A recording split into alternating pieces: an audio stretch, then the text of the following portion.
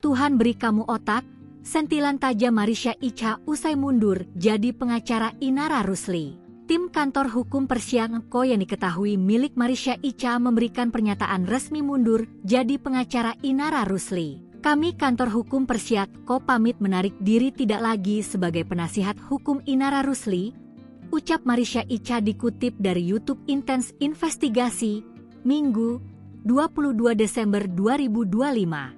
Soal alasan mundur, pihaknya menyebut timnya dan Inara sudah tidak ada kecocokan lagi dalam menghadapi kasus ini serta perbedaan pandangan dan berbeda prinsip dengan saudara Inara Rusli. Marisha Icha sendiri diketahui kecewa dengan aksi ex-Virgon menerima kembali Insan. Wanita yang juga dikenal sebagai selebgram ini menyindir psikis Inara yang sebelumnya mengaku terpuruk. Namun, kini tampaknya Inara sudah berbahagia dengan keputusannya kembali ke pelukan pria 26 tahun itu. Buat Inara ini aja, jangan terlalu percaya sama orang yang baru dikenal. Aku enggak bilang orang sekitar dia enggak baik ya. Cuma Tuhan memberikan kamu pikiran, otak, akal, dan juga hati. Kamu pergunakan itu saat ini untuk menjalani hidup kamu selanjutnya, cetus Icha.